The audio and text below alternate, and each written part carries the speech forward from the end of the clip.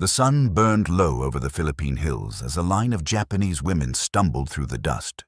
Uniforms torn, faces hollow, eyes blank from hunger and loss. They expected cruelty. That's what war had taught them. But when they reached the American camp, the scene before them stopped them cold.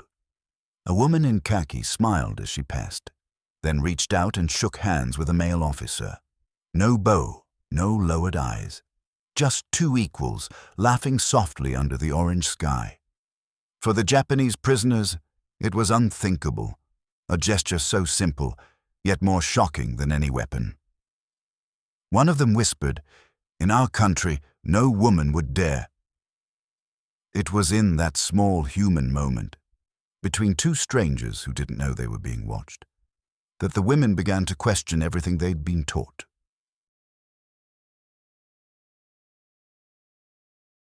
Rain dripped from broad leaves, mixing with the squelch of bare feet in mud. The women walked in silence, rope-bound, uniforms torn, skin raw from the sun and rain. They moved not by strength but by memory, the rhythm of survival pulling them onward. Aiko, barely 20, kept her eyes low. The rope at her wrists burned, tied to Keiko, the nurse ahead of her whose hands once healed soldiers in Tokyo. Now those same hands trembled. Behind them, Hana, the oldest, stumbled often, whispering the same prayer under her breath. None answered. Words had become useless. The Americans marched them forward. Their boots struck the earth in steady, unhurried beats. When Hana fell face first into the mud, one guard cursed and raised his rifle. Aiko froze. Then, to her disbelief, he lowered it, motioned for help. Two soldiers lifted the old woman gently to her feet. No blows followed. No orders barked. Just a wave to continue. The women exchanged stunned glances. Mercy was not something they understood from enemies. By noon, the heat became unbearable. Their canteens were long dry, lips split and bleeding. The jungle smelled of rot and iron. When they reached a clearing, a jeep waited with a flag, red, white, blue, so bright it hurt to look at. The stars and stripes fluttered gently, a reminder of the world beyond the war. That night, the prisoners sat beneath a thatched roof, sharing a tin of warm metallic water passed hand to hand. The jungle hummed with night creatures. A soldier's radio crackled softly with an American song, distant, full of longing. None of them understood the words, but the melody felt human. Aiko closed her eyes, hearing the officer's voice from the night they were captured.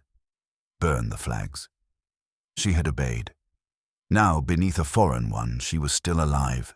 The war had stripped them of everything, honor, belief, even fear.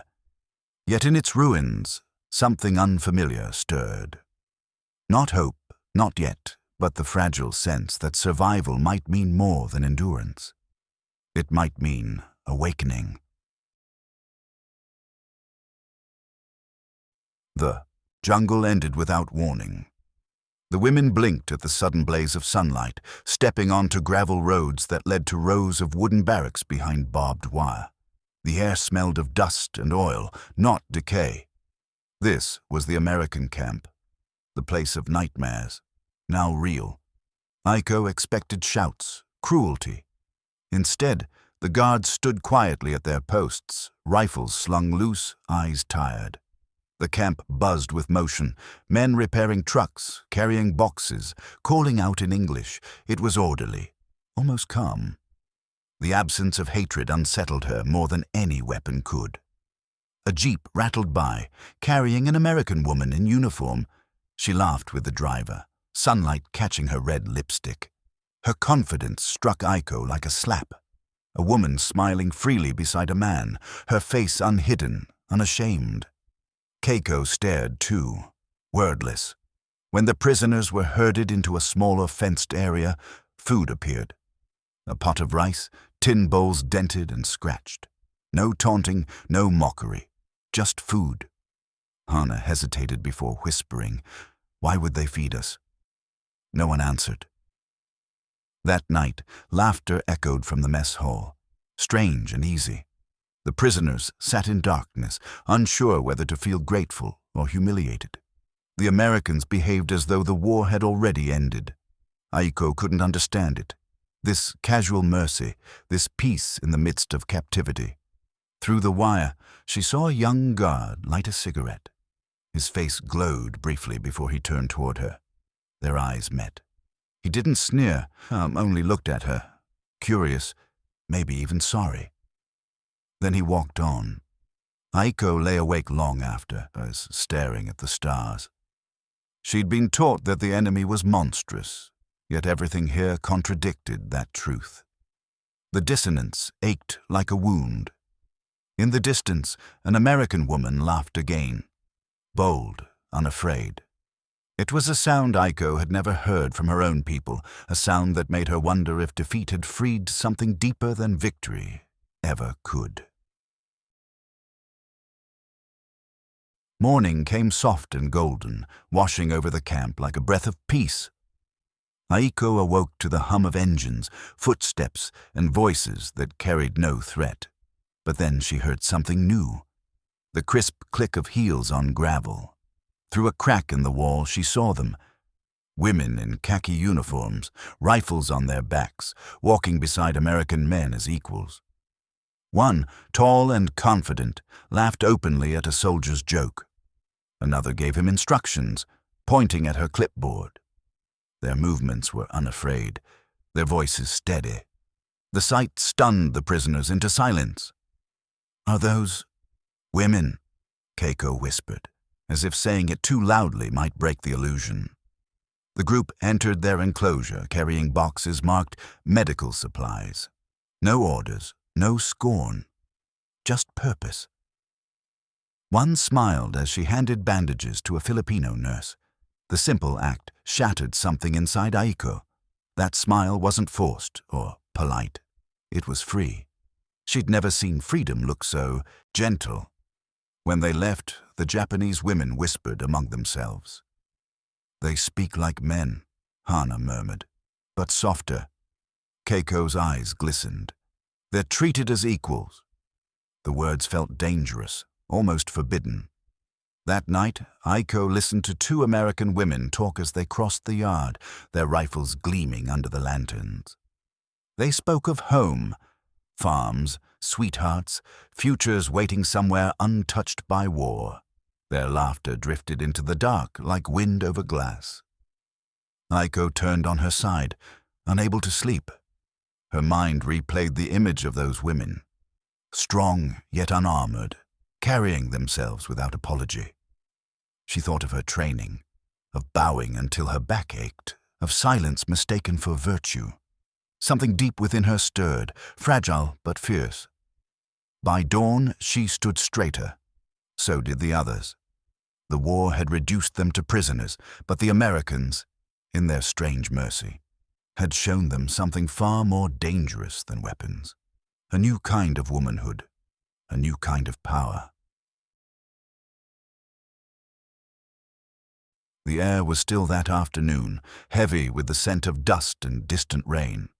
The prisoners sat in their barracks, mending torn sleeves and whispering about home, when the clang of the gate startled them. Two American guards entered. One man, tall and sunburned, and beside him, a woman in crisp uniform, her hair tucked neatly beneath her cap. They walked with the ease of people who feared nothing, their voices low but unguarded, almost casual. Aiko looked up from her stitching, her fingers stilling. The woman carried a stack of papers pressed against her chest, her boots kicking up small clouds of dirt as she crossed the yard.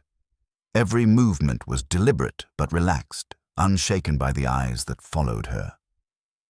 The group stopped near the command post.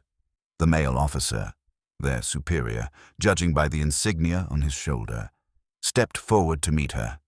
They spoke briefly, words lost to the wind. Then, before the prisoner's wide, disbelieving eyes, it happened. The woman extended her hand.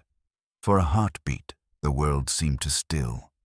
The officer looked at her, and then took it. Their hands met firmly, deliberately, and in that simple gesture there was no hesitation, no hierarchy, no shame. Just respect, mutual and silent. The handshake lasted only a second or two, but for the women behind the fence, it stretched into eternity. Keiko gasped softly. "Did you see that?" she whispered, her voice trembling as if the act itself were dangerous to repeat. "I did," Aiko murmured, her chest tightening. "She touched him, as an equal." The others drew closer to the gaps between the planks, eyes wide, faces pale. To them, a woman reaching out to a man that way, in public, without bowing, without permission, was unthinkable. In Japan, a gesture like that could have destroyed her reputation and invited shame upon her family. Yet here, it was as natural as breathing. The woman laughed at something the officer said. He smiled back. It wasn't mockery, nor command. It was recognition. Two soldiers sharing a brief human moment before parting ways. When she turned to leave, the officer saluted her. She returned the gesture without hesitation. Something inside Aiko shifted, small and sharp, like a hairline crack in glass. The rest of the day passed in a haze. The women went about their chores, fetching water, sweeping the compound, but the image stayed with them. That handshake, the soft yet sure grip, the way the man hadn't seemed threatened by her presence, the way she hadn't seemed afraid. As dusk fell, Aiko sat by the fence, watching the guards change shifts. She could still see the American woman's face in her mind. Calm, proud, alive. It wasn't the face of someone trying to prove herself. It was simply the face of someone who belonged. In her world, belonging had always been conditional. She'd belonged to her father until she married. She joined the military after that. She'd never belonged to herself. Keiko sat beside her, hugging her knees. "Do you think they respect their women?" she asked softly, her gaze distant. "I think," Aiko said after a long pause, "they don't need to earn respect. They already have it." Silence settled between them. Not the heavy kind that filled the camp, but a thoughtful quiet. Around them, the sky deepened into violet. A guard walked past, glancing their way, but said nothing. Later that night, as rain began to patter softly on the roof, Aiko closed her eyes and replayed the moment again and again. That single handshake, so simple, yet so revolutionary, had dismantled something she didn't know could break. She wondered what kind of world it must be, where a woman could stand before a man and not feel lesser, where she could speak, act, laugh, and be met not with disapproval, but with equality. The rain grew heavier, drumming a rhythm against the tin. Aiko whispered into the darkness, as if confessing to the night itself. Maybe that's what freedom looks like. And though the others slept, her words lingered in the air. Fragile, forbidden, but undeniably alive. By morning, the sky cleared. The yard shimmered with dew, and as the prisoners gathered for roll call, Aiko stood a little taller. The image of that handshake burned quietly inside her, not as envy, but as a seed. Something small, defiant, and impossibly hopeful, waiting to grow.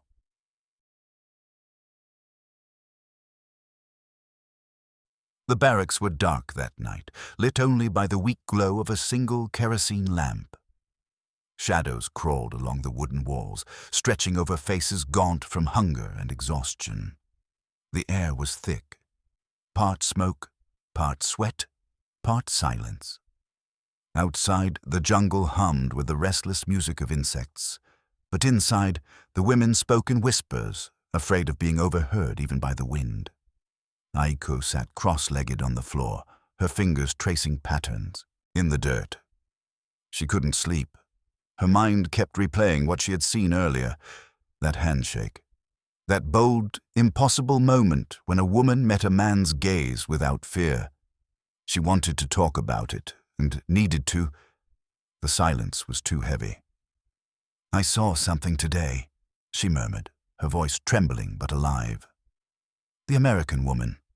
She shook his hand. The room stirred. A few heads turned her way. Someone hissed softly, "Keep your voice down." But Aiko continued, her words fragile and defiant. She didn't bow. She didn't wait for his permission. She just reached out, like she was his equal. An older woman named Hana, once a school teacher before the war swallowed her life, snapped her head toward Aiko. "You speak like you admire her." Aiko's cheeks flushed. I never saw something like that before." A sharp slap of cloth broke the silence.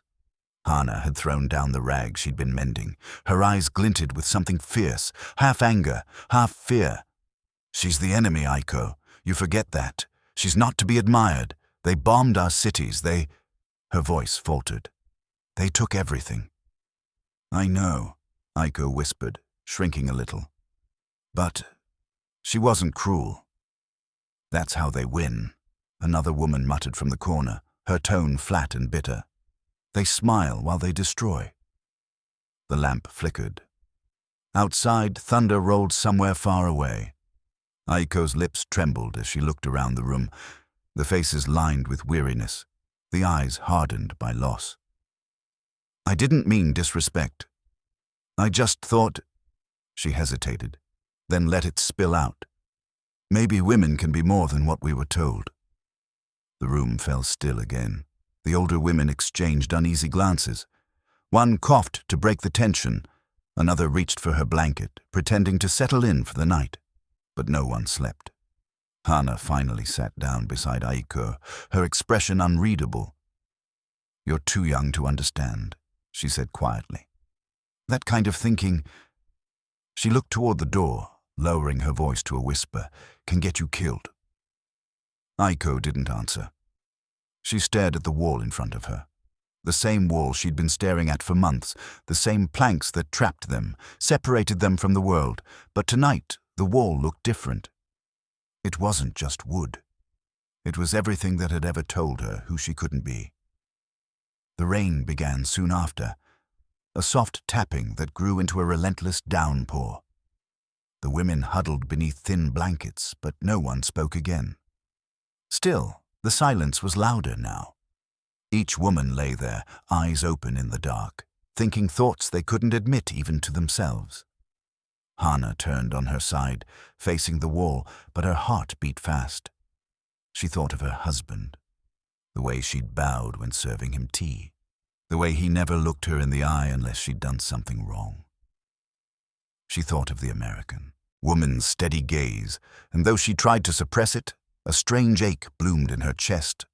Another woman, Reiko, stared at the roof beams, her hands clenched. Her brother had died in the war. Her son would never know peace. But for a moment, she wondered, if women like that could stand beside men without fear, maybe the world didn't have to be built on obedience.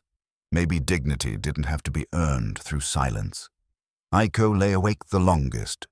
The rain outside had turned the yard into mud, and droplets leaked through the roof, cold against her skin. But she didn't shiver.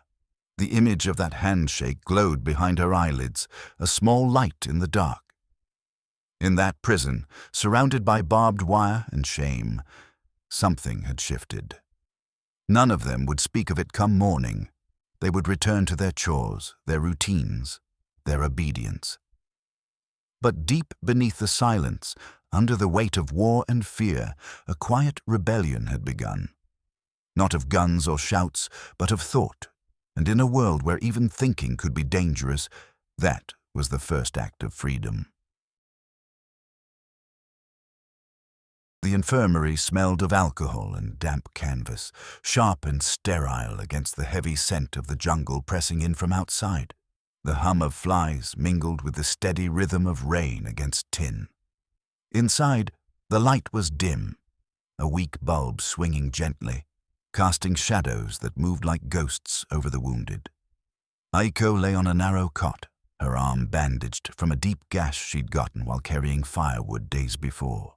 The wound had turned angry and red, pulsing with heat. Every throb sent a shiver through her body, but she tried to stay still. She didn't want to draw attention, didn't want to be seen as weak. Not here, not in front of the Americans. Then she heard footsteps. Slow, deliberate. Boots on wooden planks. She tensed, her heart rising in her throat. The curtain rustled, and a woman stepped through. The nurse was tall, her uniform crisp despite the humidity. A pale blue armband bore the red cross. Her hair was tied back neatly, but a few loose strands clung to her damp skin. Her eyes, steady, calm, were nothing like the faces Aiko had imagined her enemies would have. There was no cruelty there, only focus. "You're hurt," the nurse said softly. Her English words blurred together, foreign yet warm. Aiko didn't answer. She couldn't. Even if she understood, she didn't trust her own voice. The nurse crouched beside her, gently unwrapping the bandage. The cloth peeled away with a faint, wet sound. Aiko winced. The nurse paused, meeting her eyes. "Sorry," she murmured. That single word, simple, quiet, struck Aiko harder than the pain itself. Sorry. No guard, no officer, no man had ever said that to her before. She watched as the nurse cleaned the wound with careful precision. Her touch was firm but tender, the way one might handle something fragile. The sting of alcohol burned through Aiko's skin, but beneath it she felt something else. A strange, aching warmth. The nurse hummed under her breath, a tune without words. Aiko closed her eyes, listening. For a moment, she was no longer a prisoner. No longer the enemy. She was just a girl being cared for. Another Japanese woman, Reiko, sat on a cot across the room, watching the scene unfold. She frowned, her jaw tight. "Don't trust them," she whispered harshly in Japanese. "It's all an act. They want us to forget who we are." Aiko didn't reply. Her throat was too dry and the nurse's presence was too near. She glanced at the woman's hands. Strong, steady, unafraid. When their fingers brushed, it was like the air itself shifted. The nurse looked up, smiled faintly, and said something Aiko didn't understand. But she caught one word. Brave. Aiko blinked, unsure if she'd heard it right. Brave. She almost laughed at the absurdity of it. She'd been called many things. Foolish, naive, weak, but never that. When the nurse finished, she tied the fresh bandage neatly and stood. For a brief moment, she hesitated, then reached into her pocket and pulled out a small tin. Inside was a biscuit, dry, crumbling, but food nonetheless. She placed it gently on the table beside Aiko's cot and gave a small nod before walking away. Aiko stared at the biscuit. Her stomach twisted. She wanted to eat it, to feel something other than pain and emptiness, but she also wanted to reject it, to cling to her pride, to the invisible line that separated them. Reiko muttered again, "Don't, it's a trick." But when the nurse disappeared behind the curtain, Aiko reached for it. Her fingers shook as she broke the biscuit in half. She chewed slowly, the dry crumbs sticking to her tongue. It tasted like nothing. And everything. Outside, the rain began to fade. A single ray of light slipped through the flap of the tent, touching her bandaged arm. The skin beneath still throbbed, but the pain felt different now, softer somehow. That night, Aiko lay awake, her arm resting on the clean white cloth the nurse had wrapped around it. Her thoughts tangled. She didn't understand why this woman, this enemy, had looked at her like she mattered. Maybe kindness wasn't weakness. Maybe mercy wasn't surrendered. And though she couldn't name it yet, Aiko felt something stirring deep inside her, something that frightened her even more than war had. The terrifying possibility that the world outside her beliefs might not be cruel, after all. The sun had just begun to sink, its light spilling gold across the camp, softening the barbed wire and the faces that had grown used to suffering. The humid air hung heavy with the smell of sweat, smoke, and distant rain. It was the quiet hour, the short, fragile window between work and curfew when the prisoners could breathe without commands barking through the air. Aiko sat on the ground. knees pulled to her chest, her thin fingers tracing patterns in the dirt. She was thinking of home again, of her mother's voice, of the sea's salt carried through the streets of Yokohama. Around her, the other women whispered in low tones, voices barely stirring the stillness. Then, a sudden sound broke the monotony. Laughter. It was sharp, unguarded, alive. The women froze. It came from beyond the fence, from the American side of the camp. The sound of a woman laughing, not cruelly, not mockingly, but joyfully, almost desperately. They turned their heads. Near one of the wooden barracks, an American nurse stood with a crumpled letter in her hands. Her cap was slightly askew, her cheeks flushed. Around her, a few other medics had gathered, their voices soft with curiosity. The nurse was laughing, but tears streamed freely down her face, glinting in the sunset. The Japanese women stared, transfixed. They had seen soldiers shout, seen guards smirk, seen men rage. But laughter and tears together, it was something else entirely. Aiko whispered, "She's crying." Reiko squinted, frowning. They must have told her bad news. But Aiko shook her head slowly. "No," she's smiling. The nurse pressed the paper to her lips for a moment, as if trying to hold the words closer. One of her companions, a man, an officer perhaps, reached out to pat her shoulder. She laughed again, this time through a sob, wiping her eyes with the back of her hand. Then she said something in English, her voice trembling with emotion. Aiko didn't understand the words, but she understood the feeling. She could almost hear it beneath the language. Love, distance, hope. The nurse folded the letter carefully, as though it was sacred. Then, without embarrassment, she turned and showed it to the man beside her, reading aloud with a voice that wavered between laughter and tears.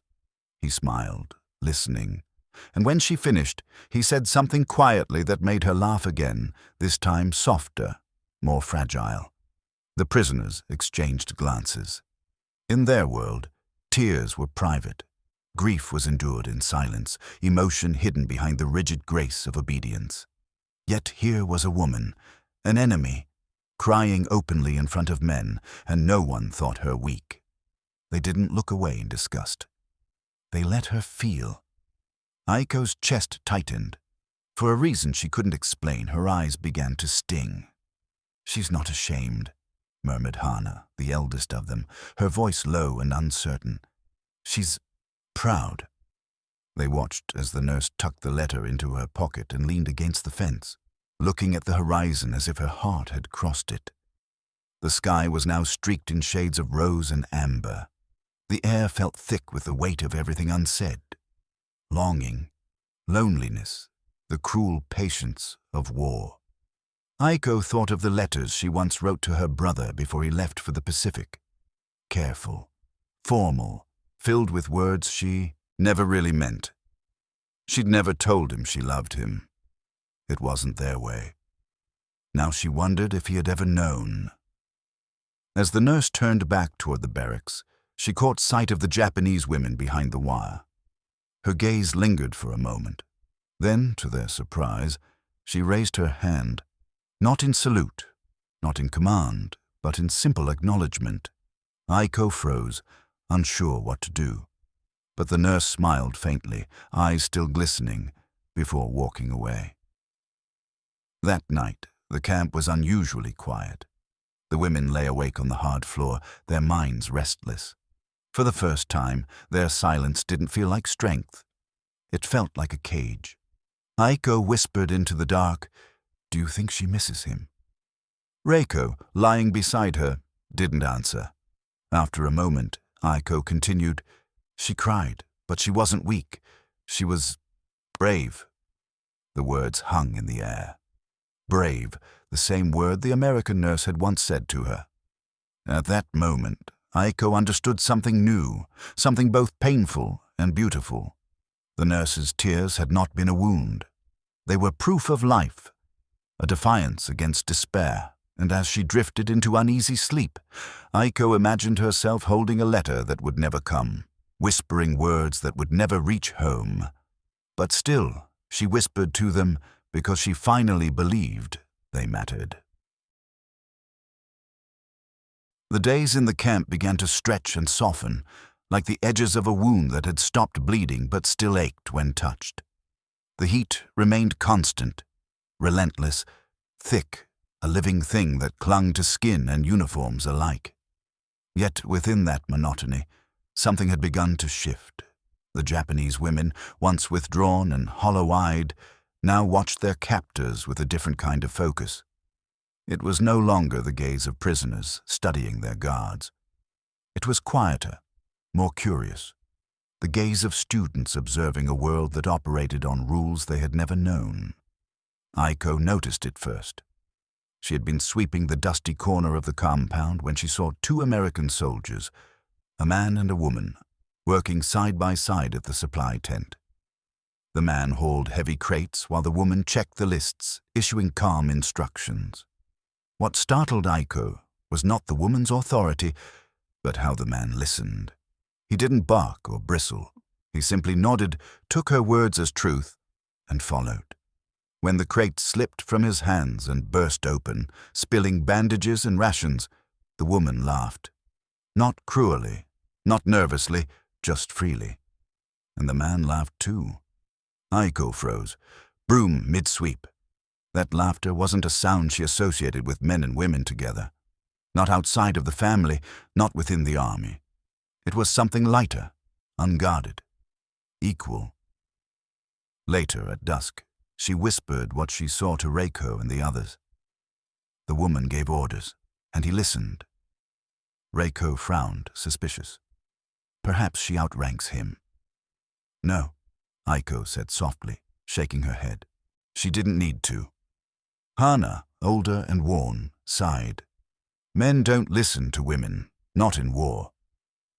Aiko glanced toward the fence where the Americans sat eating from tin plates, talking easily, faces unmasked by rank or gender. Maybe this war changed more than we thought. In the days that followed, small moments began to pile up like fragile evidence of another world. They saw an American mechanic, a woman with oil-streaked arms, arguing with a corporal over the sound of a faulty truck. Her voice was sharp, confident. When she turned the key and the engine roared to life, the corporal grinned and clapped her on the back. No punishment, no shame, no humiliation. Just pride. They saw the camp nurse, the same one who had once tended their wounds, teaching a young soldier how to stitch a bandage properly. He blushed at his mistakes. She teased him gently, and they laughed together like siblings. And they saw, one morning, a female officer walking the perimeter with a man beside her. He offered her his canteen. She drank first, wiped her mouth, and handed it back without apology. He took it, drank from the same spot, and said nothing at all. The prisoners said little of what they witnessed, but inside, something uneasy began to awaken. For Aiko, it was like the slow dawning of color after years of living in gray. She began to remember moments from her life before the war. The teacher who told her girls should be obedient and quiet. The commander who had once said, "A woman's duty is to serve." Those words had felt like air, invisible, unquestioned. Now they tasted like iron. One afternoon, as they washed their tattered uniforms in metal basins, Aiko murmured, "Do you think we could ever live like that? Free to speak?" Hana looked at her with weary eyes. "Freedom is for victors, not for us." Aiko met her gaze. "But maybe it begins before victory. Maybe it begins in the heart." Hana said nothing more, but her hands trembled slightly as she wrung the cloth dry. That evening, the camp radio played a song, something soft and foreign, sung by a woman's voice, low and steady. The melody floated over the compound, through the wire, through the night. Aiko lay awake, listening. The song wasn't about war. It wasn't about duty. It was about longing, about being seen. For the first time, she allowed herself to wonder what her life might look like if she weren't bound by silence. Across the fence, the American nurse sat with a lantern, writing in her notebook. She looked up once, and their eyes met. There was no pity there, only understanding. In that moment, the distance between prisoner and guard, man and woman, victor and vanquished, seemed to blur. Freedom, Aiko realized, wasn't something that began when the gates opened. It began when she started to see herself differently, not as a shadow of someone else's world, but as her own. The night deepened, the song faded. And for the first time since surrender, the thought of tomorrow didn't feel like punishment. It felt like a possibility.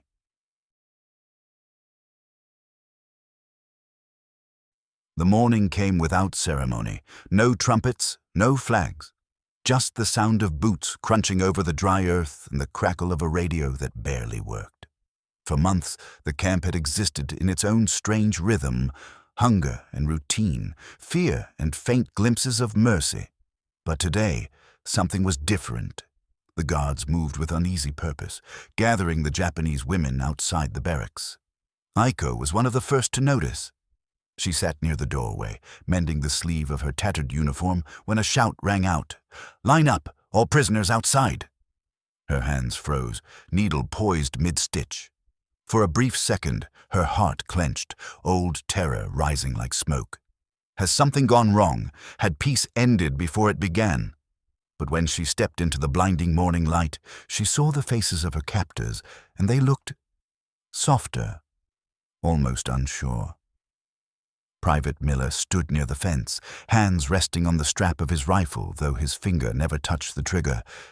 His face was paler than usual, his lips pressed tight. Behind him, a group of officers spoke in low tones, holding papers that fluttered in the wind.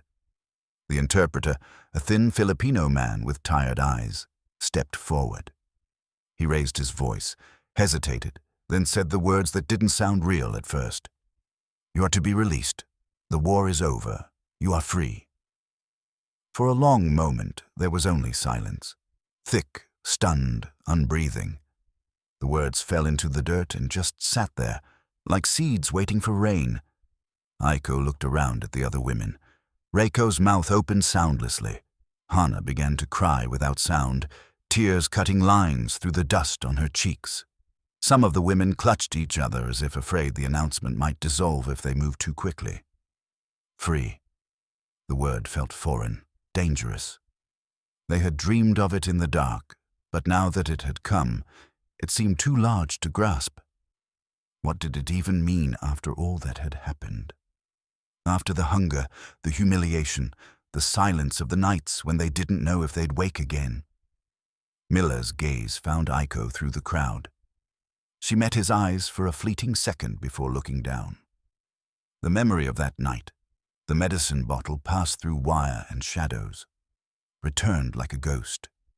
That moment had been the first crack in the wall that divided them. Now the wall itself was coming down.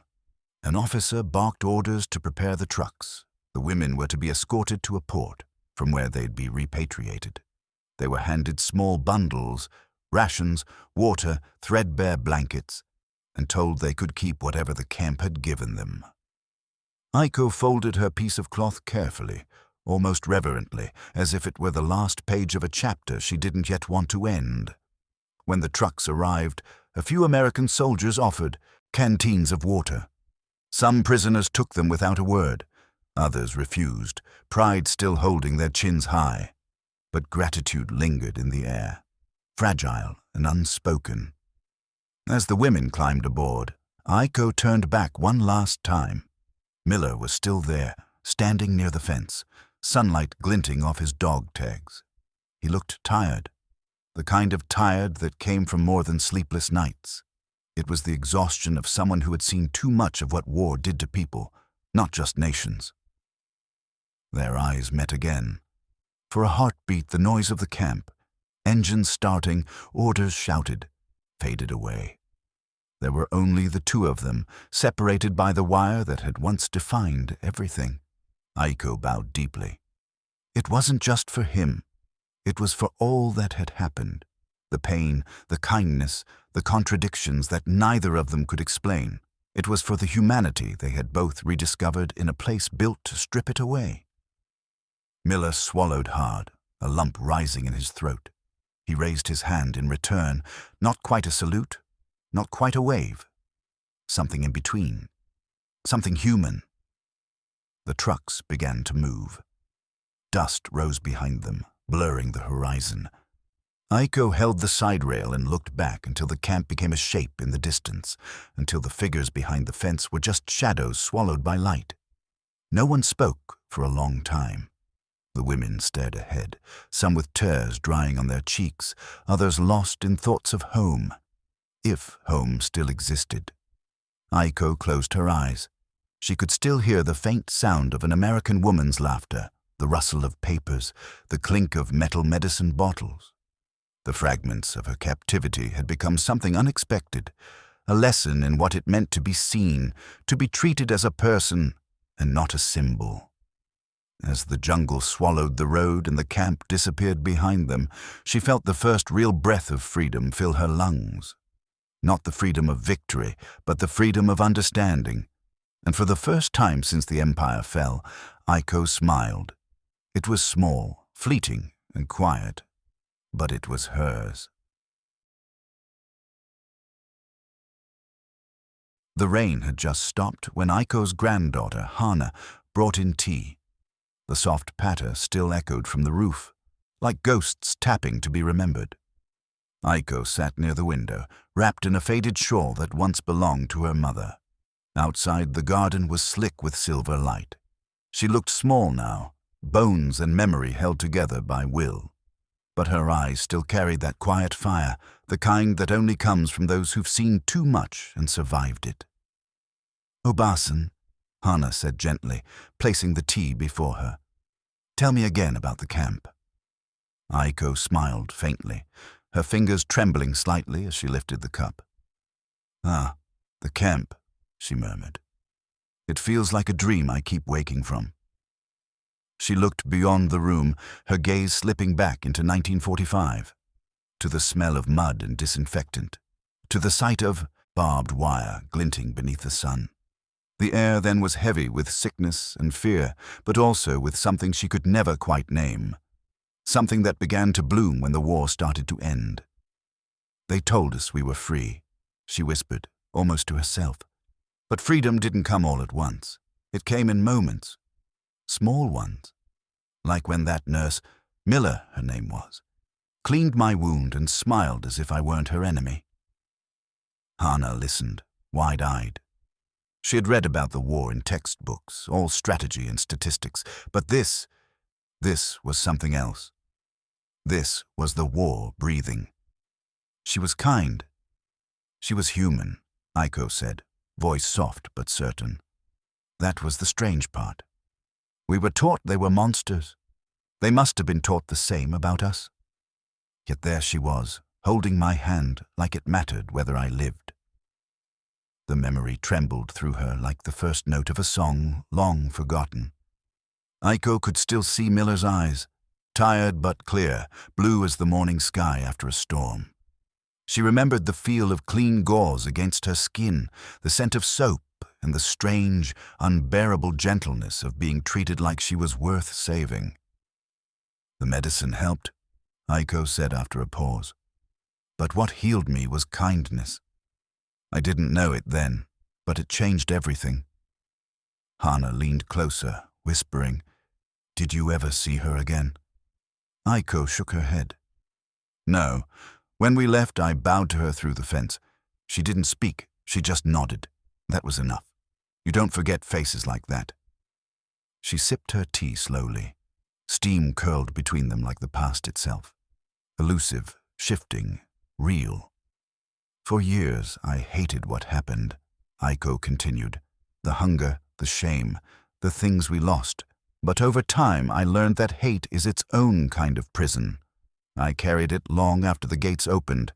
Then one day I realized that maybe freedom wasn't given to me. Maybe I had to claim it myself."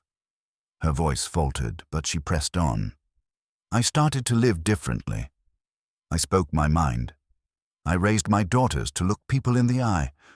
I told them that respect isn't obedience, it's recognizing another soul, even when it's on the other side of the wire. Outside, the rain began again. Soft, steady, cleansing. Hannah reached out and took her grandmother's hand, feeling the bones beneath paper-thin skin. "You were brave, Obasan," she said. Aiko smiled, lines deepening around her eyes. "No," she said quietly. "I was scared every day, but fear doesn't cancel courage. Sometimes it proves it." They sat together in silence, the kind that felt sacred. The world had changed, wars ended, nations rebuilt, people forgot. But inside this small house, one truth still pulsed through generations, that mercy can bloom even in ruin, that the smallest act of humanity can echo louder than guns.